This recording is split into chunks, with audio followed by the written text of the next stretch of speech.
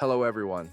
In this video, we will discuss what is the CN Tower, what engineering challenges were faced during the construction, what are the various levels and facilities within the CN Tower, what is the CN Tower's role in telecommunications, what are its main features and attractions, who designed and constructed the CN Tower, who owns and manages it now, who are the current management team and staff responsible for its operation and maintenance, when was the CN Tower built, when did it open to the public, where is the CN Tower located? Where does its name come from? Where can visitors enjoy the best views from the tower? Why was the CN Tower built? Why is it an iconic landmark? Why was Toronto chosen as the location for the CN Tower? How was the CN Tower constructed? How tall is it and how does it compare to other structures globally? How does the CN Tower withstand environmental factors such as wind and lightning? How does the CN Tower contribute to Toronto's skyline and identity? What is the CN Tower? The CN Tower is a very tall tower in Toronto, Canada. It's one of the tallest towers in the world. It's not just for looks, it has many uses. What engineering challenges were faced during the construction? During the construction of the CN Tower, engineers faced several tough challenges. One big challenge was how to make such a tall tower stand up strong and steady. They had to figure out how to keep it stable against strong winds and other forces. Another challenge was building it tall without it falling over. They used special materials and techniques to make sure it stayed upright. Also, working so high up in the sky was dangerous, so they had to make sure everyone stayed safe while building it. Despite these challenges, the engineers found smart solutions, and that's why the CN Tower stands tall and proud today. What are the various levels and facilities within the CN Tower? The CN Tower has different levels, each offering something unique for visitors to enjoy. Main level. This is where you enter the CN Tower. You'll find ticket booths, gift shops, and sometimes special exhibits. Observation level. Here, you can take in breathtaking views of Toronto and beyond. There are large windows all around, so you can see in every direction. Glass floor. This level has a floor made of glass. It's super cool because you can walk on it and look straight down to the ground far below. Skypod. This is the highest observation deck. It's even higher than the main one, so the views are extra amazing. 360 restaurant. This is a fancy restaurant that slowly rotates, giving you a full view of the city while you eat.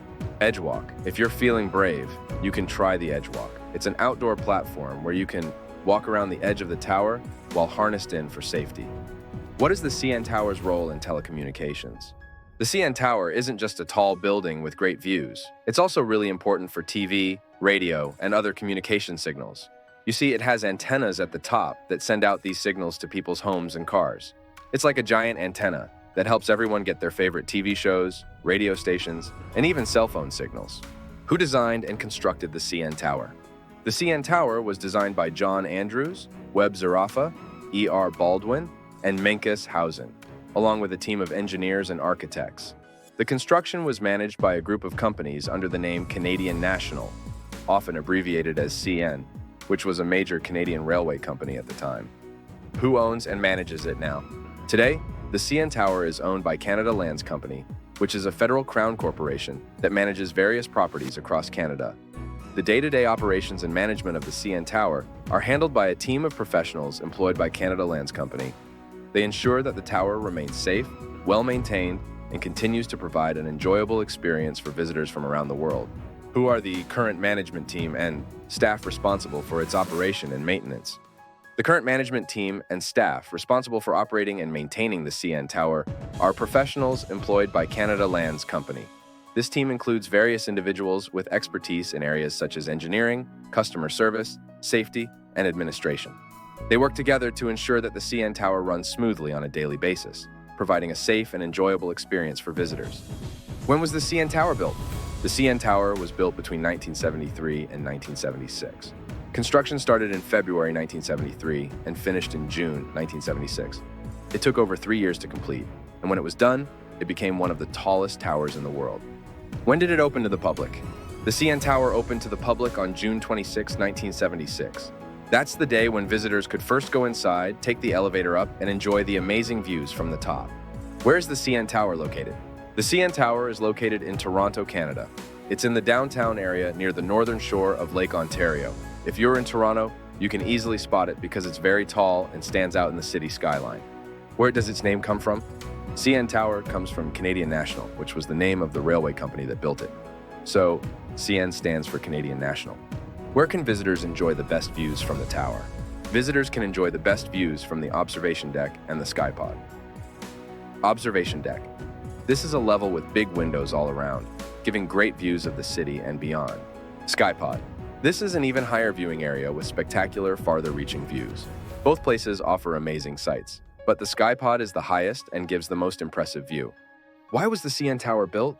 The CN Tower was built for two main reasons. Improve communication. It was designed to help send TV and radio signals across Toronto and the surrounding areas. At the time, taller buildings in the city were blocking these signals, so a very tall tower was needed to improve transmission. Symbol of strength. It was also built to show the world how advanced Canadian engineering and construction were. It became a symbol of strength and progress for Canada. Why is it an iconic landmark? The CN Tower is an iconic landmark because height.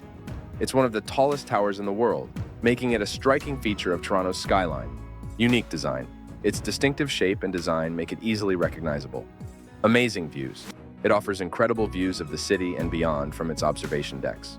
Tourist attraction. Millions of people visit it each year to experience its attractions like the Glass Floor, 360 Restaurant, and Edgewalk. Symbol of Canada. It represents Canadian engineering and innovation, making it a national symbol. Why was Toronto chosen as the location for the CN Tower? Growing city. Toronto was growing rapidly, and its tall buildings were blocking TV and radio signals. The CN Tower was needed to improve these signals. Major hub. Toronto is a major city in Canada, making it an ideal spot for a landmark that would attract visitors and showcase Canadian engineering. Central location. Being centrally located in Canada, it was a good place to improve communications for a large area. How was the CN Tower constructed? The CN Tower was constructed using several key steps. Foundation. Workers dug a deep hole and poured lots of concrete to create a strong base. Concrete shaft. They built a tall, strong column, shaft, by pouring concrete into a special mold called a slip form that moved up slowly as the concrete set. Steel antenna. They added a tall steel antenna on top for broadcasting signals. Observation levels. They built the observation decks and restaurant by lifting pre-made sections and attaching them to the shaft. Final touches. Workers added windows, safety features, and finished the inside to make it ready for visitors. How tall is it, and how does it compare to other structures globally? The CN Tower is 553.3 meters, 1,815 feet tall.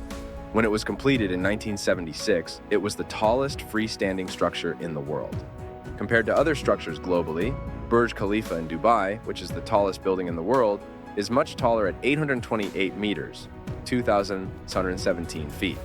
Tokyo Skytree in Japan, another very tall tower, is 634 meters, 2,080 feet tall. The Eiffel Tower in Paris is shorter, standing at 324 meters, 163 feet. How does the CN Tower withstand environmental factors such as wind and lightning? Wind. The tower is designed to be very strong and flexible. It can sway up to 1 meter, 3.2 feet, in high winds to absorb the force and prevent damage. Its triangular shape also helps distribute wind pressure evenly. Lightning. The CN Tower has a lightning rod at the top, which safely directs lightning strikes into the ground.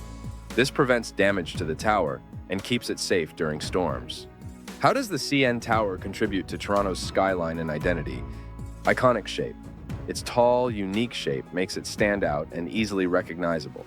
It's often the first thing people notice when they look at Toronto's skyline. Symbol of the city. The tower has become a symbol of Toronto. When people see the CN Tower, they think of Toronto. Tourist attraction. It draws millions of visitors each year, helping to define Toronto as a major tourist destination.